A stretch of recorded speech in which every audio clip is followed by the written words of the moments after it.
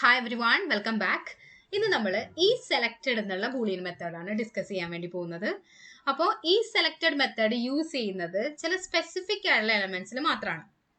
ഇപ്പോൾ ഒരു radio button അല്ലെങ്കിൽ ചെക്ക് ബോക്സ്, ഡ്രോപ്പ് ഡൗൺ ഇങ്ങനെയുള്ള എലമെന്റ്സിലാണ് സെലക്ഷൻ എന്നുള്ളൊരു പ്രോസസ്സ് പോസിബിൾ ആവുന്നത്. അതായത് ഇപ്പോൾ റേഡിയോ ബട്ടൺ മെയിൽ അല്ലെങ്കിൽ ഫീമെയിൽ എന്നുള്ള രണ്ട് റേഡിയോ ബട്ടൺസ് ഉണ്ടെന്ന് വിചാരിക്കാം.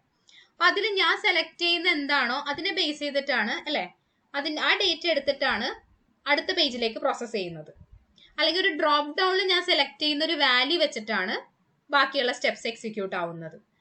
അതുപോലെ തന്നെയാണ് ചെക്ക് ബോക്സ് ആണെങ്കിലും ചിലപ്പോൾ മൾട്ടിപ്പിൾ വാല്യൂസ് നമുക്ക് സെലക്ട് ചെയ്യാനുണ്ടാവും. അതായിരിക്കും അടുത്ത പേജിൽ ഡിസ്പ്ലേ ചെയ്യുന്നത്. അപ്പൊ ഇങ്ങനെയുള്ള ഒരു എലമെന്റ്സിന് മാത്രമാണ് സെലക്ഷൻ എന്നുള്ള ഒരു പ്രോസസ്സ് നടക്കുന്നത്.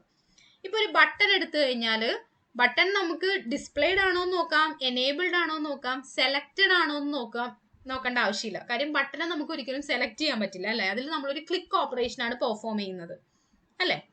അതുപോലെ തന്നെ ഒരു ടെക്സ്റ്റ് ബോക്സ് എടുക്കുകയാണ്. ടെക്സ്റ്റ് ബോക്സിൽ നമ്മളൊരു വാല്യൂ എൻ്റർ ചെയ്യാണ് ചെയ്യുന്നത്, അല്ലാതെ ടെക്സ്റ്റ് ബോക്സ് സെലക്റ്റഡ് ആണോ എന്ന് പോയി നമ്മൾ നോക്കാറില്ല.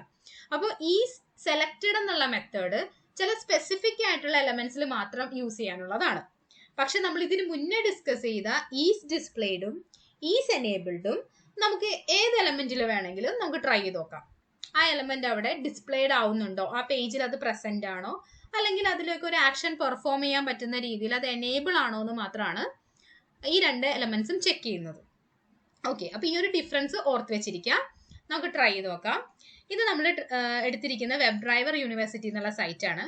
അപ്പോൾ ആദ്യം നമ്മൾ ക്രോം ഡ്രൈവർ ലോഡ് ചെയ്യുന്നു, അതിനുശേഷം ആ സൈറ്റ് ലോഡ് ചെയ്യുന്നുണ്ട്. ദെൻ ഇതിലേക്ക് വന്നു കഴിഞ്ഞിട്ടുണ്ടെങ്കിൽ ഞാൻ ഇവിടെ എല്ലാം റെഡി ആക്കി വെച്ചിരിക്കുകയാണ്. ഇവിടെ നിങ്ങൾക്ക് കാണാം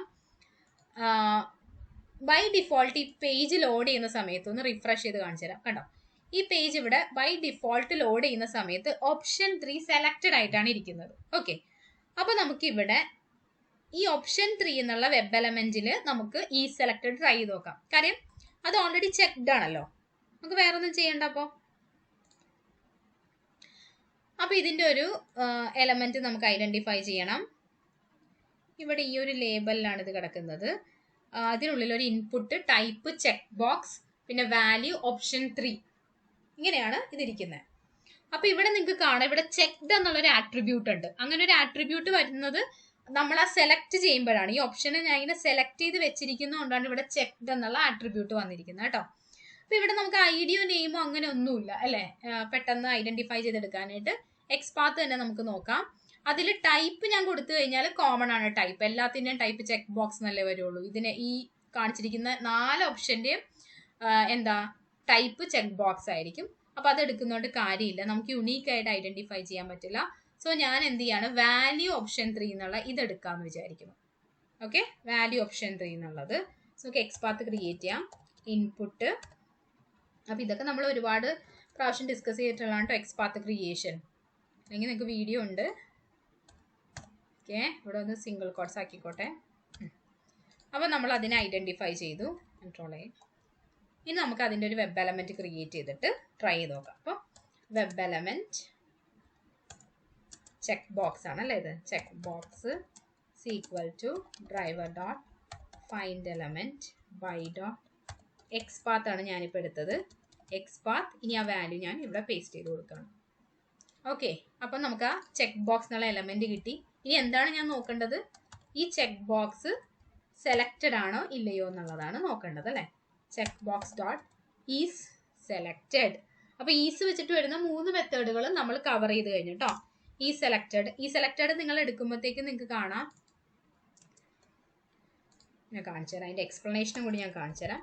ഈ സെലക്റ്റഡ് എടുക്കുകയാണെങ്കിൽ ഇത് ഇവിടെ ഉണ്ട്, ഇതൊരു ബൂളിയൻ മെത്തേഡാണ്. ഇതിന്റെ ഡീറ്റെയിൽ നിങ്ങൾക്ക് വായിച്ചു നോക്കാം. Determine whether this element is selected or not. അതാണ് ഈ മെത്തേഡിന്റെ purpose. This operation only applies to input element such as check boxes, options in a select and radio buttons. ഈ 3 എണ്ണത്തിലുമാണ് ഇത് ഇംപ്ലിമെന്റ് ചെയ്യാൻ പറ്റുന്നത്, ആപ്ലിക്കബിൾ ആവുന്നത്. ഓക്കെ, അപ്പൊ അത് വളരെ വ്യക്തമായിട്ട് എഴുതിയിട്ടുമുണ്ട്. അപ്പൊ നമ്മളിത് സെലക്ട് ചെയ്തു. ഇനി ഇതിന്റെ ഔട്ട്പുട്ട് എനിക്ക് കാണണമെങ്കിൽ ഞാനിതൊരു സിസ് ഔട്ടിൽ കൊടുക്കണം കേട്ടോ, അല്ലെങ്കിൽ ഇത് എക്സിക്യൂട്ട് ആവും, പക്ഷെ എന്താണ് ഔട്ട്പുട്ട് എന്ന് എനിക്ക് കാണാൻ പറ്റത്തില്ല. അതുകൊണ്ട് ഞാൻ അതിനൊരു സിസ് ഔട്ടിൽ കൊടുത്തു. ഓക്കെ, ഇനി നമുക്കൊന്ന് എക്സിക്യൂട്ട് ചെയ്ത് നോക്കാം.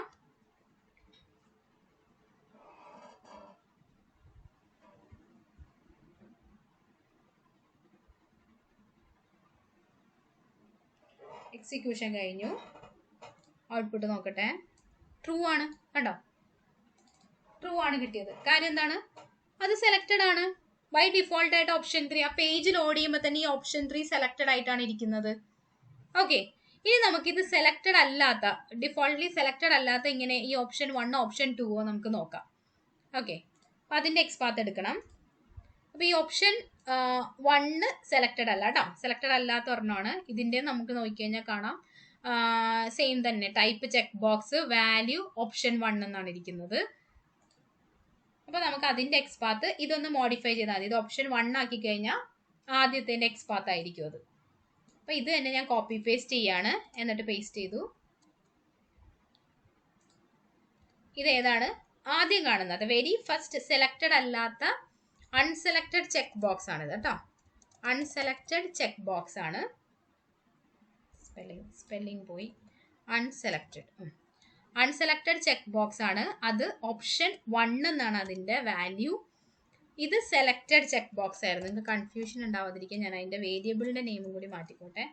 ഇത് സെലക്റ്റഡ് ചെക്ക് ബോക്സിന്റെ ആണ് നമ്മളിവിടെ ഈ സെലക്റ്റഡ് നോക്കിയത്. ഇത് നമ്മൾ അൺസെലക്റ്റഡ് എന്നുള്ള ചെക്ക് ബോക്സിന്റെ ആണ് ഈ സെലക്റ്റഡ് നോക്കാൻ വേണ്ടി പോകുന്ന അടുത്ത ലൈനിൽ. അപ്പോൾ ഇവിടെ ഒരു സ്റ്റേറ്റ്മെന്റ് ആഡ് ചെയ്തേക്കാം. This is unselected check box.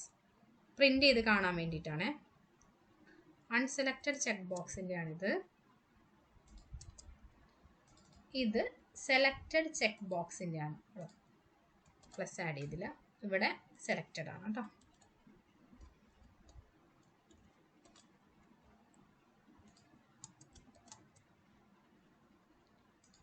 Okay, രണ്ടും ഒരേ പേജിൽ തന്നെയാണ്, അതുകൊണ്ട് വേറെ ചേഞ്ചസ് ഒന്നും ആവശ്യമില്ല. പേജ് ലോഡ് ആവുന്നു.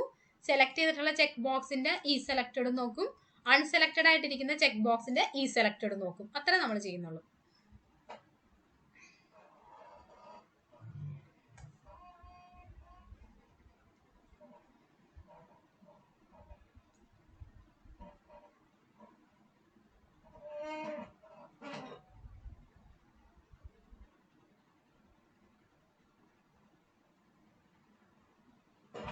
അപ്പൊ ഔട്ട്പുട്ട് വന്നു, കണ്ടില്ലേ? സെലക്റ്റഡ് ആയിട്ടുള്ള ചെക്ക് ബോക്സിന് ട്രൂ എന്നുള്ള വാല്യൂ, അൺസെലക്റ്റഡ് ആയിരുന്ന ചെക്ക് ബോക്സിന് ഈ സെലക്റ്റഡ് ഫോൾസ് എന്നുമാണ് റിട്ടേൺ ചെയ്തത്. ഓക്കെ, അപ്പൊ ഇങ്ങനെയാണ് ഈ സെലക്റ്റഡ് നിങ്ങൾ ട്രൈ ചെയ്ത് നോക്കേണ്ടത്. ഇനി നിങ്ങൾക്ക് ചെയ്യാം. ഇനി നിങ്ങൾക്ക് ഇത് ടിക്ക് ചെയ്തിട്ട് ഒരു ക്ലിക്ക് ആക്ഷൻ ഇതിനകത്ത് പെർഫോം ചെയ്തിട്ട് നിങ്ങൾക്ക് ഒന്നും കൂടി നോക്കാം എങ്ങനെയാണ് ആ വാല്യൂ, ആ സ്റ്റേറ്റ് ഒക്കെ ചേഞ്ച് ആയോ. അതുപോലെ തന്നെ റേഡിയോ ബട്ടൺ നമുക്ക് ട്രൈ ചെയ്ത് നോക്കാം. റേഡിയോ ബട്ടൺ സെലക്ഷൻ കൊടുത്തിട്ട് അതിലൊരു ക്ലിക്ക് ആക്ഷൻ കൊടുത്തിട്ട് എന്താണ് അതിന്റെ സ്റ്റേറ്റ് എന്നുള്ളത് ട്രൈ ചെയ്ത് നോക്കാം. പിന്നെ ഡെമോ സൈറ്റുകൾ നിങ്ങൾ ട്രൈ ചെയ്യുമ്പോൾ ഒരു കുഴപ്പമെന്ന് വെച്ചാൽ UI ചിലപ്പോൾ നമ്മളിങ്ങനെ ക്ലിക്ക് കൊടുത്താലും അത് HTML റിഫ്ലക്റ്റ് ആയിട്ടുണ്ടാവണമെന്നില്ല. ഇപ്പോൾ ഫോർ എക്സാമ്പിൾ ഇതുകൊണ്ട് ഇവിടെ ചെക്ക്ഡ് എന്നുള്ള ഈ ആട്രിബ്യൂട്ട് കിടക്കുന്നതുകൊണ്ടാണ് ഈ ഓപ്ഷൻ 3 ചെക്ക് ആയിട്ടിരിക്കുന്നത്, ഞാൻ പറഞ്ഞില്ലേ. അപ്പൊ ചിലപ്പോൾ UI ചേഞ്ച് നിങ്ങൾ കാണുന്നുണ്ടാവുമായിരിക്കും, പക്ഷെ HTML പേജിലേക്ക് ആ റിഫ്ലക്ഷൻ, കാരണം ഡെമോ സൈറ്റ് അല്ലേ, അവർക്ക് ഈ വാല്യൂ പിക്ക് ചെയ്തിട്ട് അടുത്തൊരു സ്ഥലത്ത് നിന്ന് ഡിസ്പ്ലേ ചെയ്യാൻ അങ്ങനെ ഒന്നും ഇല്ലല്ലോ. അപ്പൊ അതുകൊണ്ട് ചിലപ്പോൾ അങ്ങനെ നിങ്ങൾക്ക് എടുത്തു കഴിഞ്ഞാൽ പെട്ടെന്ന് മനസ്സിലായി എന്ന് വരില്ല, ഇതിന്റെ ആ ട്രൂ ഫോൾസ് മാറണമെന്നില്ല.